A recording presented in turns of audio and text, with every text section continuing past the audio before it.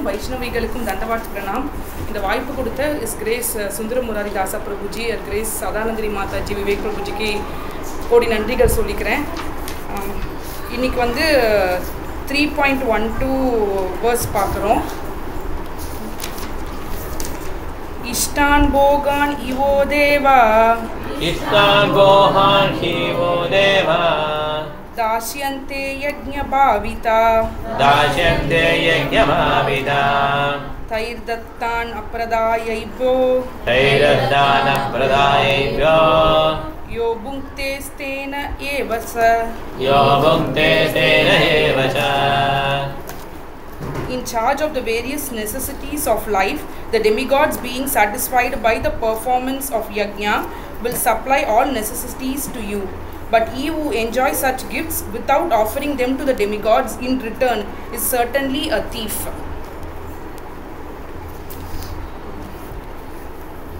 இதில் இருக்க பாயிண்ட்ஸ் பிரபுபாதர் லெக்சர்லேருந்து எடுத்தது. இப்போ நம்ம வாழ்வாதத்துக்கு உயிர் வாழ்கிறதுக்கு மெயின்டெனன்ஸ்க்கு எது நம்ம பெற்றிருந்தாலும் அது கிருஷ்ணருடைய அனுகிரகத்தினால பெற்றிருக்கணும் அப்படின்னு நம்ம புரிஞ்சுக்கணும்னு சொல்கிறாங்க. இப்போது இருக்கிற மாடர்ன் வேர்ல்டில் வந்து எல்லாத்துக்குமே தொழிற்சாலை இருக்குது. இப்போ வந்து வாஷிங் மிஷின் வேணுமா, ஃப்ரிட்ஜ் வேணுமா, டிவி வேணுமா, இது எல்லாத்துக்குமே வந்து தொழிற்சாலை இருக்குது. ஆனால் வந்து ஒரு அரிசி உருவாக்குறதுக்கு, பருப்பு உருவாக்குறதுக்கு, கோதுமை, தானி, காய்கறி இதெல்லாம் உருவாக்குறதுக்கு எந்த தொழிற்சாலையும் இல்லை. உலகத்தில் எந்த மூலையில் போனாலும் எந்த தொழிற்சாலையும் இல்லை. ஸோ இது என்னன்னா வந்து இந்த அரிசி, இந்த தானியங்கள்லாம் வந்து பகவானுடைய கருணையினால தான் நம்மளுக்கு அது கிடைக்க முடியும், வேறு வழி இல்லை. ஹைப்ரிட் வெரைட்டிஸ்ன்னு சொல்கிறாங்க, ஆனால் அதுக்கு கூட வந்து அந்த ஃபீமேல் பார்ட் இருக்கணும், கைனீஷியம், அதை வச்சு தான் அவங்க ஹைப்ரிட் கூட கொண்டு வர முடியும், இல்லைனா முடியாது. ஸோ இதெல்லாம் இந்த சாப்பாடு, இந்த தானியங்கள்லாம் வந்து பகவானுடைய கருணையினால தான் கிடைக்குது அப்படின்னு இந்த ஸ்லோகத்தில் சொல்கிறாங்க. இதில் வந்து கிருஷ்ணர் நேரடியாக இதில் சம்மந்தப்படலை. அவருக்கு ஏஜென்ட்ஸ்ன்னு இருக்காங்க, சூரிய பகவான், வருண பகவான், வாயு பகவான், இவங்க எல்லாருமே வந்து அவங்கவுங்க கடமையை செஞ்சுட்டு இருக்கிறாங்க. ஸோ இதை வந்து இந்த செடிகள்லாம் நல்லா வளரணும்னா நம்ம பகவானை திருப்திப்படுத்தணும். அப்போ அதெல்லாம் தானாகவே நடக்கும். இது ஒரு சைக்கிள் மாதிரி, சுழற்சி மாதிரின்னு சொல்கிறாங்க. பிரபுபாதர் வந்து இது வந்து பகவானுடைய கருணையினால தான் இது கிடைக்குது என்றதை நாம் உணரணும். நாம் இப்போ அது உங்கள் நிலமாகவே இருக்கலாம், நீங்கள் பணம் கொடுத்து வாங்கிக்கலாம், நீங்கள் உரம் போடலாம், நீங்கள் தண்ணி பாய்க்கலாம், எல்லாமே நீங்கள் பண்ணுற மாதிரி இருக்கலாம். ஆனால் மழை என்றது உங்கள் கண்ட்ரோலில் இல்லை. அது வந்து மழை வந்து இயற்கையாலே வந்தால் தான் உண்டு. ஸோ அது வந்து பகவான் நினச்சா தான் உண்டு.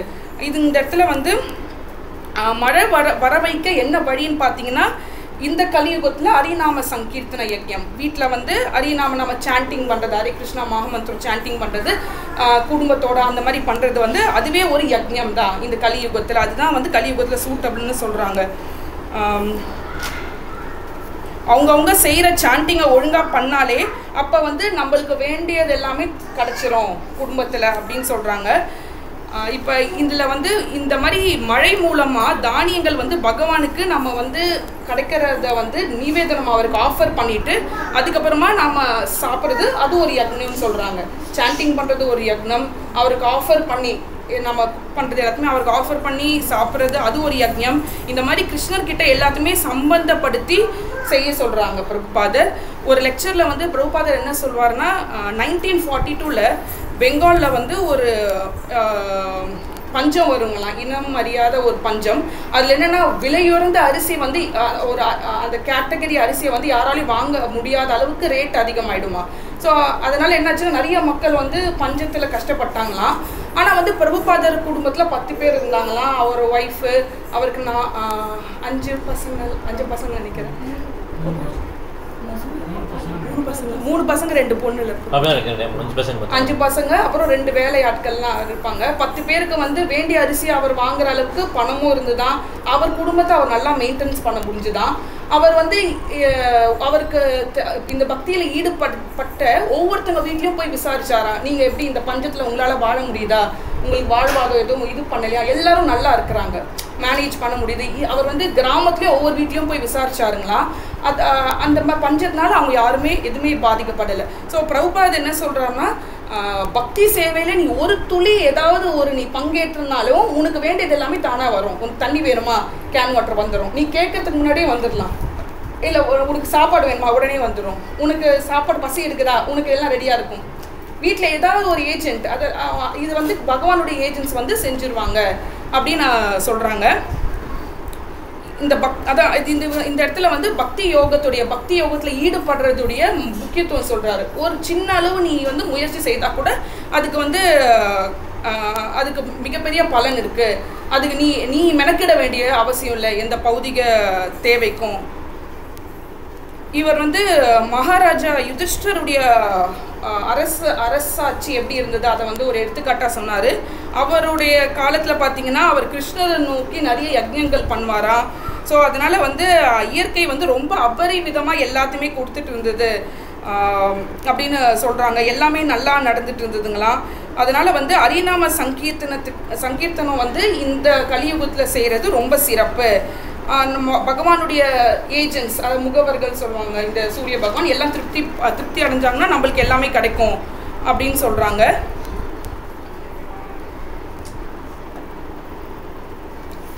இது கூடவே நம்ம வேலையை விட்டுறணுமா? இல்லை, வேலையை விடணும்னு அவசியம் இல்லை. எந்த வேலையை செஞ்சுட்டு இருக்கிறோமோ அது கூடவே இதை செய்யலாம் அப்படின்னு சொல்கிறாங்க. ஆனால் என்ன ஒரே ஒரு விஷயம்னா, இதெல்லாம் நம்ம அனுபவிச்சுட்டு நம்மளுக்கும் மேலே ஒரு பகவான் இருக்காரு, இல்லை கிருஷ்ணர் தான் நம்மளுக்கு உதவியை இதெல்லாம் வந்து நம்மளுக்கு அமைச்சு தரது அப்படின்னு நம்ம வந்து உணரலைன்னா நம்ம ஒரு திருடர் அப்படின்னு சொல்கிறாங்க. நம்ம திருடர் இவங்கெல்லாம் வந்து தண்டிக்கணும், இப்படிப்பட்டவங்கள தண்டிக்கணும் அப்படின்னு பிரபுபாதர் சொல்கிறாரு. இந்த மாதிரி வாழ்நாள் முழுசும் நம்ம அதை உணராமல் நாம் பாட்டு சந்தோஷ பௌதிக இன்பத்தோடவே இருந்தோன்னா நாமெல்லாம் கடனாளிகளாக ஆயிடுவோம். பகவானுடைய கருணையை நினச்சி பார்க்கலன்னா நாமெல்லாம் கடனாளியாக ஆயிடுவோம் அப்படின்னு சொல்கிறாங்க. அப்போ ஆனால் வந்து அப்படி நம்ம வாழ்நாள் முழுசாக அதை நினச்சி பார்க்கலன்னா கூட பரவாயில்ல, நீ கடைசி நிமிஷத்துலையாச்சு அவர்கிட்ட சரணடைஞ்சுனா கூட அப்போ அது போதும், கிருஷ்ணர் வந்து எல்லாத்தையுமே சரி பண்ணிடுவாரு அப்படின்னு சொல்கிறாங்க. ஸ்ரீமத் பாகவதத்தில் 11வது காண்டத்தில் 5வது அத்தியாயத்தில் 32 வேர்ஸில் வந்து இதை சொல்கிறாங்க. இந்த மாதிரி யக்ஞை சங்கீர்த்தன பிராஹ்யர் யஜந்தி சுமேதச, அதாவது இந்த கலியுகத்தில் தானியங்கள் வெண்ணெய் வச்சுலாம் யாகம் செய்கிறது ரொம்ப கஷ்டம். அந்த பொருட்களை பாதுகாக்கிறது, அதை வாங்கிட்டு வர்றது, அது எங்கே கிடைக்கும், யாகம் செய்யணும் நிறைய விஷயங்கள் நிறைய இதெல்லாம் தேவைப்படும். அதெல்லாம் வந்து கிடைக்கிறது வந்து அதெல்லாம் பாதுகாக்க முடியாது, கிடைச்சாலும் அதை வச்சு ஒழுங்காக பண்ண முடியாது அப்படின்னு சொல்கிறாங்க. அதே மாதிரி ஃபஸ்ட்டு காண்டத்தில் அத்தியாயம் 10 வந்து இந்த கலியுக மக்களுடைய குணாதிசயங்கள்லாம் எப்படி இருக்கும் அப்படின்னு சொல்கிறாங்க. அந்த இது பார்த்திங்கன்னா பிராயே அல்பாயுச சாபிய காலவ் அஸ்மின் யுகே ஜன மண்டா சுமண்ட மாட்டையோ மண்டபாகிய உபதிருத்த. இந்த மக்கள், இந்த கலியுக மக்கள் எல்லாருமே வந்து ஆயுசு வந்து அல்பாயுசாக தான் இருக்கும். எல்லாரும் வந்து 60-70 வயசு வரைக்கும் வாழ்கிறதே பெரிய விஷயம். அதுக்கப்புறம் அவங்க எல்லாருமே சோம்பேறிகளாக தான் இருப்பாங்கன்னு சொல்கிறாங்க. மெதுவாக தான் எல்லாத்தையுமே செய்வாங்க. ஆன்மீக உணர்தலுக்கு தயாராக இருக்க மாட்டாங்க. இருந்தாலும் பகவான் ஒருத்தர் இருக்கிறத ஒத்துக்க மாட்டாங்க. ஆனால் ஆன்மீக முன்னேற்றம் மட்டும் ஏற்படணும் அப்படின்னு நினைப்பாங்க. இப்போதைக்கு ரொம்ப நல்லா ஜாலியாக இருக்கலாம், அப்புறமா பார்த்துக்கலாம், ஆன்மீக வாழ்க்கையை அப்புறமா பார்த்துக்கலாம் அப்படின்னு நினைப்பாங்க. அதனால வந்து ஒரு வேளை அது எல்லாத்தையும் மீறி ஒருத்தனுக்கு ஆன்மீக நாட்டம் வந்ததுன்னா அவன் வந்து அங்கீகரிக்கப்பட்ட ஆன்மீக குரு இல்லை அங்கீகரிக்கப்பட்ட ஆன்மீக வழி பாதையில் போக மாட்டான். ஆன்மீக மலர், இந்த மலரில் இருக்கிற தேவையில்லாத பூஜைகள், இந்த லக்ஷ்மி மூதாதையர்களுக்கு பூஜை பண்ணுறது, லக்ஷ்மி குபேரர் பூஜை, இந்த மாதிரி படையல் போடுறது, அந்த மாதிரிலாம் வந்து தேவையில்லாதெல்லாம் பண்ணுவாங்க. அப்போ வந்து அவங்க கற்றுக்கிறதெல்லாம் வீணாக தான் போகுது. அதனால வந்து ஒரு அங்கீகரிக்கப்பட்ட ஆன்மீக குரு மூலமாக கற்றுக்கணும் அப்படின்னு சொல்கிறாங்க. ஒரு உண்மையிலே வந்து ஓல் ஸ்பிரிச்சுவல் ரியலைசேஷன்னா கிருஷ்ணருடனான தன்னுடைய உறவை புரிந்து கொள்கிறது தான் அப்படின்னு சொல்கிறாங்க. அதனால் இந்த கலியுகத்தில் இருக்கிறவங்க கடவுள் உணர்தலை வந்து ஒத்துக்கவே மாட்டாங்க. ஏன்னா அது ஒரு கடவுளை உணர்றது என்றது சீரழிஞ்சு போகிறது அப்படின்னு வந்து பிரபுபாதர் சொல்கிறாரு. ஏன்னா வந்து இந்த கலியுக மக்கள்னால் ரொம்ப துரதிருஷ்டசாலிகள். அவங்களுக்கு பிடிச்சது என்னன்னு பார்த்தீங்கன்னா சாப்பாடு, தூக்கம், பாதுகாப்பாக இருக்கிறது, புலம்புறது இதெல்லாம் வந்து ரொம்ப அதிகமாக இருக்கும். அதே மாதிரி அவங்களுக்கு நோய்வாய்ப்படுவாங்க, ரொம்ப கலக்கத்தில் இருப்பாங்க. அதனால் வந்து அஸ்வமேத யாகம் ராஜசூக யாகம்லாம் பண்ண முடியாது. அதுக்கெல்லாம் ஒரே தீர்வு இந்த ஹரிநாம சங்கீர்த்தனம் தான் கலியுகத்தில் அப்படின்னு சொல்கிறாங்க. சிறந்த அறிவாளிகள் வந்து சங்கீர்த்தன யஜ்ஞத்தை மேற்கொள்வாங்க. அதுதான் வந்து பாகவதத்துலேயும் இங்கே சொல்லப்பட்டிருக்கு அப்படின்னு பிரபுபாதர் சொல்கிறாரு. ஹரே கிருஷ்ணா. ஹரே கிருஷ்ணா. இதில் பார்த்தீங்கன்னா டெமிகாட்ஸை வர்ஷிப் பண்ணணும்னா அவங்க வந்து நம்ம வாழ்க்கையுடைய தேவைகளை பூர்த்தி பண்ணிடுறாங்கன்னு சொன்னாங்க இல்லையா. சூரிய பகவான், சந்திர பகவான், சூரிய பகவானை கும்பிட்டா ஒரு பெனிஃபிட்ஸ், துர்கா அம்மா கும்பிட்டா ஒரு பெனிஃபிட்ஸ், அழகான மனைவிக்கு வேணும்னா சிவனை கும்பிடலாம். இந்த மாதிரி நிறைய ரூல்ஸ்லாம் இருக்கு இல்லையா. இந்திரனை கும்பிட்டா மலை. அப்போ அப்படின்னு இப்போ இந்த வாழ்க்கையில் இருந்துடலாம்ல. எதுக்காக நம்ம கிருஷ்ணரை வர்ஷிப் பண்ணணும்?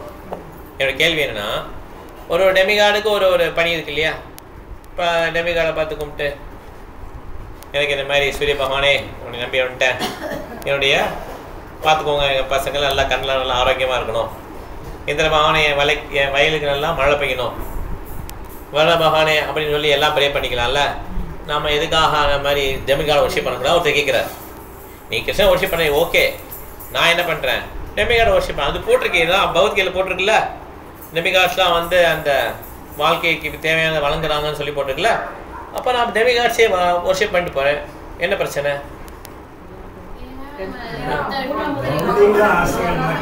உடலே டெம்பரரி தான், டெம்பரரி எனக்கு கிடைச்சிட்டு போகுது, அந்த இருக்கிற காலம் வரையும் நான் நிம்மதியாக இருந்துட்டு போகிறேன். ஏன் டெமிகார்டை வர்ஷிப் பண்ணக்கூடாது? எனக்கு நிரந்தரமான தீர்வு என்னென்ன தெரியாதுங்க. எனக்கு வந்து இந்த உடல் இருக்க வரையும் நான் சுகமாக இருந்துக்கிறேன், அவ்வளோதான்.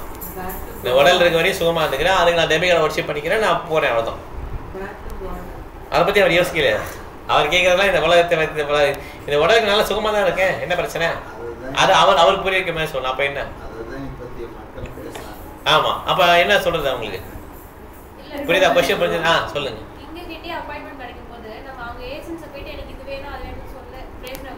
ஆமாம், கிங்கிட்டே அது ஓகே, அது ஒரு ஆர்குமெண்ட். அப்புறம் வேற என்ன சொல்லலாம்?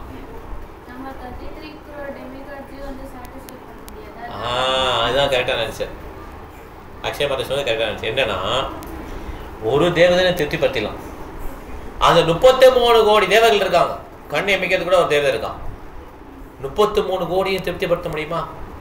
அதில் ஒருத்தன் அதிருப்தி ஆனாலும் நம்ம கதை கந்தல்.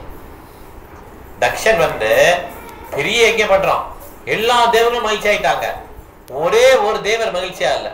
அது யாரு? சிவன். யஜ்ஞமே அழிஞ்சிச்சு, அவன் தலையே போயிடுச்சு. கரெக்டா இல்லையா? ஒரே ஒரு தேவதர் அழிஞ்சு விருப்ப முடிஞ்சாலும் நம்ம கதை கந்தல். நீ சூரியனை கும்பிட்ட இன்னைக்கு ஒன்றும் பண்ணவே இல்லைன்னு சொல்லி ஒரு தேவதர் வருத்தப்பட்டான்னு வச்சுக்கோங்க, நம்ம லைஃப் முடிஞ்சிச்சு. ரிஸ்க் புரிஞ்சிச்சா? இப்ப இது நம்ம இதான் உண்மை. ஆக்சுவலா தக்ஷன் கேஸ்ல பார்த்துட்டோம். ஆனா கிருஷ்ணரை திருப்திப்படுத்திட்டோம்னா எல்லா தேவர்களும் அவர் கீழே தான், எல்லாம் திருப்தி ஆயிடுவாங்க. ஓகே, எல்லாம் அடக்கம். அதுதான் இது முக்கியமான இது. ஓகே, இந்த ஸ்லோகத்தை பார்த்து ஒரு ஏமாந்துடக்கூடாது. ஓ, அவங்க எல்லாம் ரசீதி கொடுத்துருவாங்க, நம்ம அப்படி திருப்தி பண்ணிடலாம். திருப்தி பண்ண முடியாது. ஒருத்தர் திருப்திப்படுத்தலாம், இன்னொருத்தர் இதுவாயிடுவார். ஓகே, மழை வேணான்னு சொல்லுவான் யாரு? உப்பு வைக்கிறவன். மழை வேணும்னு சொல்லுவான் யாரு? பயிர்கிறவன். 2 பேரையும் திருப்திப்படுத்தக்கூடிய பவர் கிருஷ்ணன் தான் உண்டு. நம்மளால எல்லாரையும் திருப்திப்படுத்த முடியாது. ஓகே, அதனால தேவ வழிபாடு வந்து ரொம்ப குறைந்த புத்தி உள்ள மனிதர்கள் தான் தேவ வழிபாடு.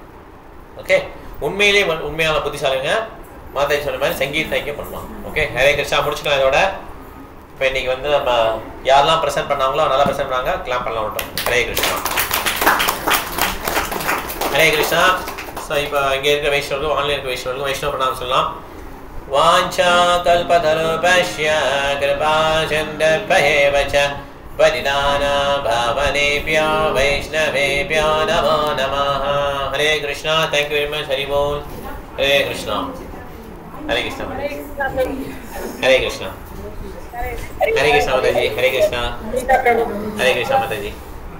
ஹரே கிருஷ்ணா.